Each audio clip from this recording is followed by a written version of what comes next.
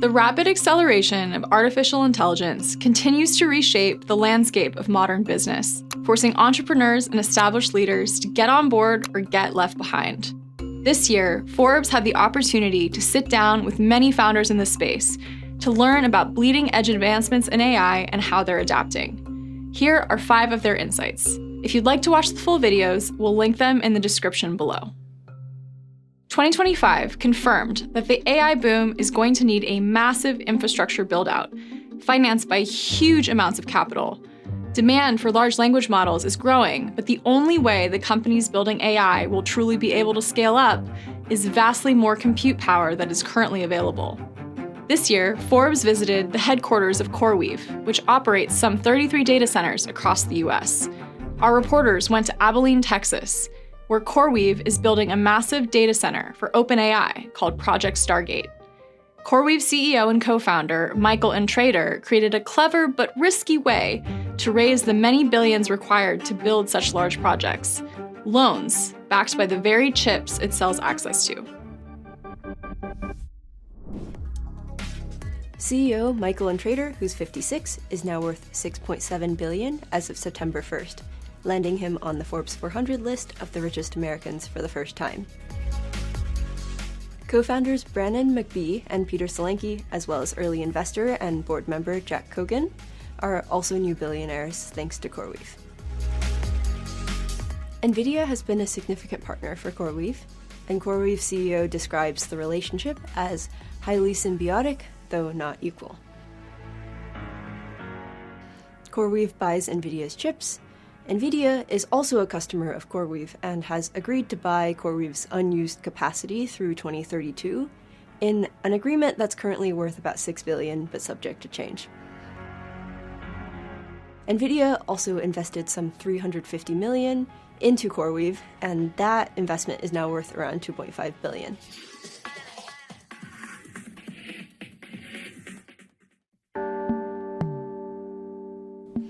CoreWeave's cloud infrastructure is designed to optimize the delivery of NVIDIA's technical solutions to their target market. By focusing their engineering resources on this specific use case, CoreWeave has developed world-class expertise in building and delivering the necessary infrastructure.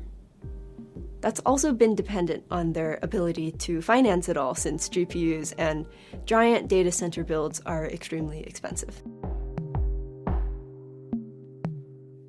I always say that one of the things that we did so well is we really understood what Silicon Valley and the West Coast capital is built to do, which is this incredible, we're going to change the world, we're going to make investments that are, they may succeed, they may fail, but they're incredible capacity to go on the adventure of trying to build new things that really bend the curve of technology and bend the curve of humanity. At the same time, what we had that was unique was an understanding of what it's like to come back to the East Coast, to walk into the offices of private lenders like Blackstone and Magnetar, guys who are in the debt markets that have an incredibly different lens on how they face the world. CoreWeave has successfully wooed the debt markets and raised some $29 billion in debt financing, but with so much debt also comes interest, and the company spent more than $250 million paying interest on that debt last quarter on just $19 million in operating income. However, as CoreWeave pays down that debt and refinances it starting next year, that interest expense should go down. Plus, about half of CoreWeave's assets are GPUs, which are said to depreciate over 6 years, or less now that NVIDIA is upgrading its chips faster. Still, CoreWeave says interest and infrastructure costs are built into its multi-year contracts. I think the average length is about 4 years, meaning that there should be some profit left over at the end of each contract. In less than a decade, the Livingston, New Jersey-based business has spun up a data center empire. They booked $2.2 billion in revenue in the first half of 2025, on net losses of about $600 million. By 2031, it hopes to bring in another $30 billion in revenue, mostly from contracts with Microsoft and OpenAI, and a string of AI startups such as Cohere and Mistral. The rapid acceleration of AI is forcing everyone to figure out how to integrate it into their operations. The choice is stark: ignore the change and risk obsolescence, or actively disrupt your business. One not so obvious industry AI is dramatically changing is podcasting. This year, we sat down with host and producer of The Diary of a CEO, Stephen Bartlett. He discussed the ongoing development of AI-generated podcasts that mimic the host's voice and style without any human involvement in creation, scripting, or production. One of the things that I'm thinking a lot about is about decentralization. And I talked about it then, but as a podcaster, typically you might be on Apple and Spotify, right? And new podcasters and video podcasters are also adding YouTube into that mix. But if you think about the stat I said a second ago, there's 50% more social networks now that have tens of millions of active users now. So play it forward. Play it forward another 10 years or another 20 years or whatever. And what's going to end up happening is what we were predicting 7 or 8 years ago, but I didn't understand what the catalyst would be. The catalyst ended up being politics, right? There's going to be even more social networks, and they're going to be even more niche. And actually, in a world of AI where coding becomes even easier, it's going to become even easier to create your own little social network for your neighborhood, your friendship group, your work colleagues, or your football team. And that's kind of the world I see. So how do I take a 3-hour conversation and how do I present it in 40 different formats, in 40 different environments to make sure that it can exist in a decentralized manner? And it goes back to what I was saying earlier. No longer do I have to be on one TV show or one radio show to get my message out there. The future looks more like any of us can be on 40 different platforms at the same time. And actually that's going to be the most effective way to get our message out there. So that's the big thing I'm thinking about, decentralization. And the Diary of a CEO is because of that. We hired someone just to do that. So that means we're now on 12 airlines. I think we're the first podcast in the world to be on airlines in video alongside, Fox News and a lot of the famous studios around the world. We're in prisons in the UK. So prison inmates in the UK can watch the show on their little handheld devices. We are at military facilities in the UK. We're hoping to be on gym equipment. Anywhere where there's a screen, we should endeavor to have our show and our content. So that's a big idea that I'm thinking about. The other one is one I think we've been thinking about for the last 10 years since I started in social media, and I saw what I call, I'm going to call it Facebook Zero, because that's what I used to call it, which is we saw that the natural trend of any social media platform, really any platform, is gradually your organic reach is taken away from you. And back in the day when we looked at our company and Lad Bibles and all of our competitors, Jungle Creations, etc., we could see almost perfectly every year we were losing 50% of our organic reach. So you play it forward. And you understand why it's happening. You go, okay, these are public companies. They've got to report their earnings every quarter, which means they need to sell more ads. And ultimately, there's a limited amount of attention. So the ads are basically taking more attention and we're being squeezed out. So if we play this forward, the most important game to be playing is to have a direct relationship and own our audience. And this is why newsletters have survived the storm, because it's one of the only mediums that we're all engaged with. We all have to use email. That allows you to have a direct relationship with your audience. So what are the other platforms that we can use to have a direct relationship with our audience so that a social media CEO can't make us pay to reach them? So I'm really interested in the mail. I'm really interested in SMS. I'm really interested in newsletters.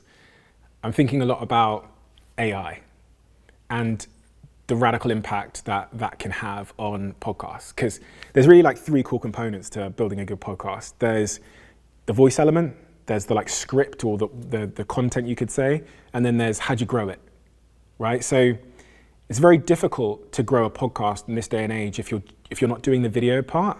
So with an AI podcast, it's how do we solve for the video part? Anyway, TLDR, we started experiments here with our experimentation team and a separate team that I call Flight X, which is my little special projects team, who are trying to kill the main business. So their job is to disrupt the main business, because if you don't disrupt yourself, then someone else is gonna. That's what history tells us. They call it the innovator's dilemma. So their job has been to build AI podcasts that are better received, better retaining in terms of retention than our current shows. So one of the things they did, it goes back to these 3 points that I said, is they started a new show using me although I didn't record it, I didn't write it, even the artwork wasn't created by me, wasn't published by me, and it's live, and it's doing very, very well. And again, you just play forward any expected rate of improvement. Let it improve, let the writing part, the content writing part that AI did improve by 5% a year, or 5% a month. It's really improving by about 10% a month. Let the voice, the speech part get better by 5% every month. And eventually you have yourself in a place where it is incomparable and equal to me sat with 9 cameras around me flying across the world to interview someone. And actually, if I can literally play it for you. Could you pass me my phone? So I played this for my girlfriend, and I didn't tell her that it wasn't me and that I hadn't recorded it. And she had no idea. So I'd be pretty surprised if you could tell the difference. But this is live. This podcast is made purely with AI. It's live on Spotify now. It has a fantastic rating on Spotify. It's got like 4.6 stars on Spotify. The comments are great. The retention is 60% of people get to the end of it. And it's an hour-long podcast in my voice, written by AI, voiced by AI, but in my voice, and published by AI. And so when you think, you play this forward, you go, well, we could create, theoretically, using this technology, thousands of shows from one computer, theoretically with one person.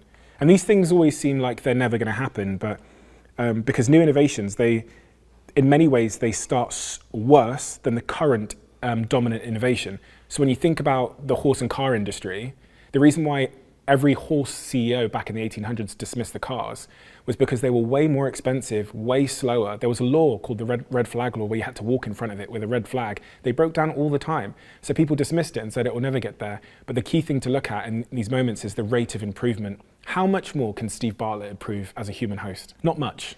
How much more could the AI improve, and will it improve over just the next 5 years? Profoundly. So when the new S-curve comes in, it's always below the old S-curve. And then, so this is the old one. The old one goes like this. This is Stephen Bartlett as a host and using normal cameras. The new S-curve comes in below. It starts worse. But the rate of improvement significantly exceeds it, which means ultimately it becomes the dominant technology. So if I play this podcast, this is the one that AI did. Of a revolution. Inside that garage, a whirlwind of activity unfolds. The scent of solder and fresh wood mingles in the air, illuminated by the soft glow of hanging fluorescent lights. Amidst a lamp... That's me. It's got 4.6 stars on Apple. They know it's AI, and this is the crazy part, because it literally says on the thumbnail, made by AI, and all the comments are like, can you slow the AI down just a little bit? Does that scare you at all? Okay, good question. Good question, because absolutely yes, but what's even more scary is someone else doing it. Right. And this is always the thing with innovation. You've got to realize that there's always a bulldozer coming for you. It's coming for you, it's coming for me, it's coming for everybody listening. And you have a choice, history shows us, to either be hit by the bulldozer or to drive the bulldozer and run old you over. And as they look back through history in one of my favorite books called The Innovator's Dilemma, really irrespective of industry, whether it's digging excavators or micro memory disks or whatever, whoever's currently dominant and doing well at the thing, they always focus on what their current customer base are asking for. So if we go back to the horse analogy, if I was the CEO of a horse company, every single one of my customers, what did they want? Faster, more comfortable horses. That's what they were demanding me for. And every single employee and team member I had, what did they know? What did they qualify in? Horses. And my supply chain is set up to do horses. So when my colleague comes to me and says, listen, there's this thing called cars, I go, are any of our customers asking for cars? No one in my comment section has ever said, by the way, Steve, can we have some AI podcasts? No one ever. None of my sponsors on the show have ever gone, we'd really love to sponsor some AI podcasts. So when I understand that, and I have the full picture of like how history plays out, I go, we've got to lean in early when it feels bizarre, and we've got to start experimenting and messing around, because Stephen Bartlett at 18, with that little social media thing, was naive. He didn't know how the old world worked of marketing. So he leaned in and started messing around. And this is what I tell my kids if I had kids today. Hopefully I'll have some soon. I will tell them, I'm really not that bothered about like what you study or whatever, but the most important thing to own a rapidly accelerating future is to lean into bizarre behavior. When something makes you feel a bit weird, when it goes against what you think you know, lean in. And especially if there's lots of pessimists, because pessimism correlates to disruption. I.e., the more people that are slightly pissed off and criticizing the thing probably relates to the amount of people who are experiencing the cognitive dissonance of, oh my God, I think this thing's gonna kill my job. So there's probably a big opportunity for disruption there. So yes, I'm scared, but what do you do with that energy? Do you like ostrich in the sand it, or do you do something about it? This year, half of all venture capital dollars went to AI companies, which are being valued at multiples that far surpass traditional software firms that trade on the public markets. We're talking insane hype, and separating buzz from sustainable business success is crucial in determining who's going to win. Market observers caution that while AI is undoubtedly transformational, only a small handful of truly generational companies will emerge, and identifying them remains a challenge in the boom of this hype cycle. Some of the companies and entrepreneurs trying to break out in the AI space were featured on this year's 30 Under 30 list. One is Decagon, founded by 28-year-old Jesse Zhang, which is building AI customer service agents. Zhang discussed how he built a company valued at $1.5 billion in just 2 years by spending significant time with potential customers.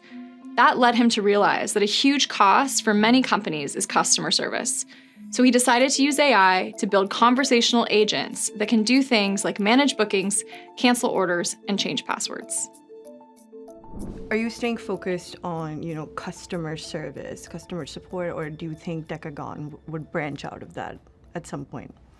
Eventually, yeah. So at the core of what we're doing is we're becoming very good at having conversations. Okay. And so at the core, what Decagon is, it's a conversational AI engine. We want to build the smartest and most human-like and most empathetic agents that can have conversations with folks. In the context of enterprises, that can be a lot more than just customer service, right? You can kind of have proactive conversations. You can have conversations to get people more engaged, or get them to convert into something, or just be like a partner for the end customer.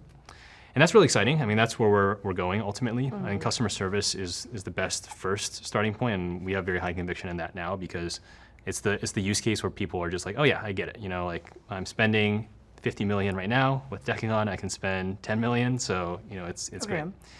But eventually, as we expand, we've already started talking with a lot of our current customers about other types of conversations we can take on.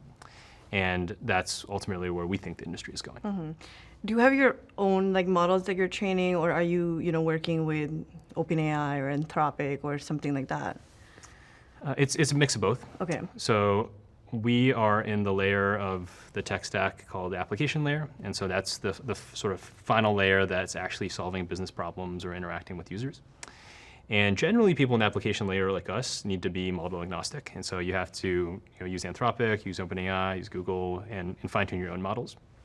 Why would you fine-tune your own models? Well, generally, it's because you can make things a lot faster and more performant, and use smaller models. And so, for us, for example, when we build our voice agents, and you can call an agent, it just sounds like a human, it responds instantly. The latency there matters a lot, and so that's when you end up using your own models. What makes Decagon's agents better than the other ones out there? So we've taken kind of a unique approach from the rest of the industry. I think generally you can sum it up by we've made our agents a lot more sort of accessible to non-technical users to use. Okay. And generally, AI is a complex space. You often have to have technical resources, engineers coming in, configuring the models and setting it up so that you can do what you want. And for us, we've just taken the view that one of the beautiful things with the AI models is that they've really democratized how people can use them. It's super easy to communicate with them. It's very intuitive. And so we built our whole product around that. And so far, that's been resonating with the market. Yeah, I mean, $231 million raised at a $1.5 billion valuation. That's a lot. How did that happen? Yeah, we've been very fortunate with our investors. They've been great partners with us. Raising, actually, to be honest, has not really been something we thought much about when we started the company. Okay. We never really sought out funding or went out to raise. I think when we started, Ashwin and I were kind of in the fortunate position. We had exited companies before. We knew a lot of investors personally, and so each one of our rounds actually so far has been preempted, and investors have come to us and been like, hey, we want to give you money at this price. And generally we're like, no, we're not really comfortable with that right now. But eventually, as our business has grown, we at some point are like, okay, it's time to raise the next round, and that's when we do it. Okay. So yeah, I think that's maybe a sign of the times with AI right now is very hot, and a lot of people just see the potential in it, us included, of course. And so we are appreciative of it, but it's not really something we spend much time thinking about. This competitive landscape favors those who move decisively. Achieving mastery of new AI tools provides a superpower that offers a huge advantage in execution. This year, Robinhood CEO Vlad Tenev was featured on the cover of Forbes and sat down with us to talk about how democratizing financial expertise is one way that AI will supercharge the wealth-building potential of the average person.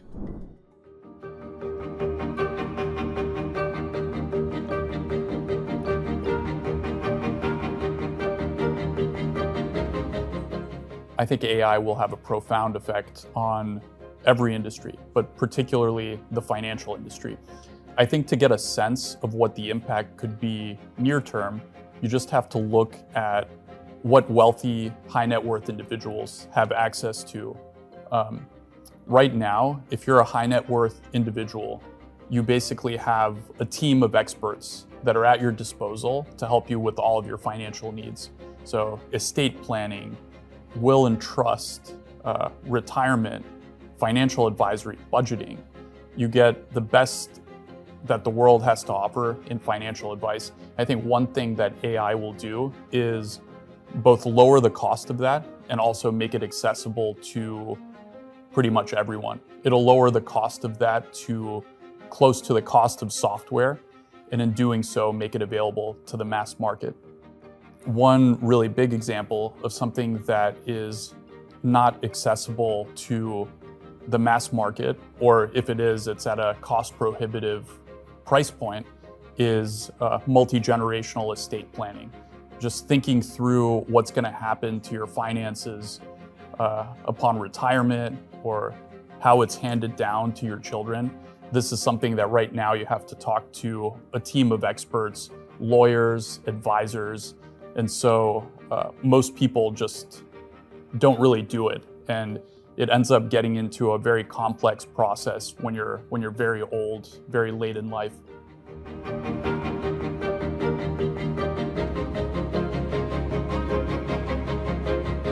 I think if you look back 30 years ago, it was actually very difficult to become an entrepreneur. You had to do many things that were highly specialized and that would have required lots of capital and lots of specialized talent. I mean, people were managing data center servers, right? You had to build the expertise to do that. You had to hire specialized roles in accounting, in finance, specialized legal counsel. And over time, I think the story of entrepreneurship is more and more of these things have been turned into software as a service offerings. So instead of managing your own servers, you now have things like Amazon Web Services or Google Cloud or Microsoft Azure. I think AI takes that to the logical conclusion where essentially you can get a baseline high quality service provided via API for pretty much any job function. And what that means is the constraint to being an entrepreneur becomes the idea. The access to knowledge, access to resources basically becomes a software offering. And I think that's what's going to make it much easier and much more powerful for people with an idea to actually execute on it and to make it into a product.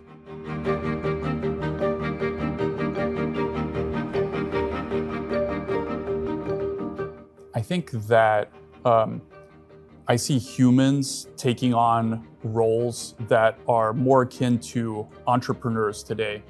So I think it'll be tremendous. AI will give tremendous leverage to entrepreneurial endeavors. In our industry, one example of an entrepreneur is a financial advisor. So these are people that are working with clients, they're providing personalized advice, and with AI, you can now scale that personalized experience.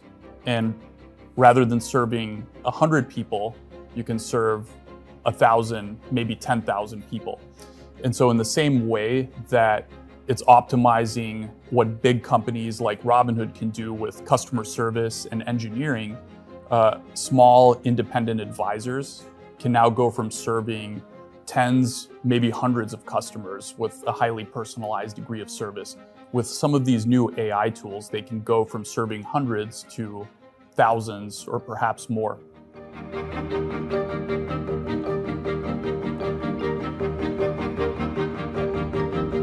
I think those that are actually conversant in managing the AIs and using them to accelerate their own work and execute upon their goals are going to have a huge advantage.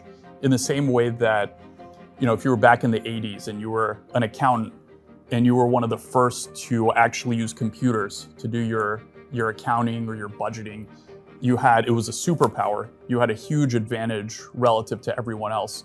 And then, of course, over time, not knowing and not using these tools becomes almost a disadvantage to you. It's almost a tax that you have to pay. I think in the same way, right now we're in the period where most people actually aren't very conversant with these tools. They don't know the best way to use them. It's still so new. And so the early people that actually achieve mastery have a huge leg up, probably for at least the next 2 to 3 years.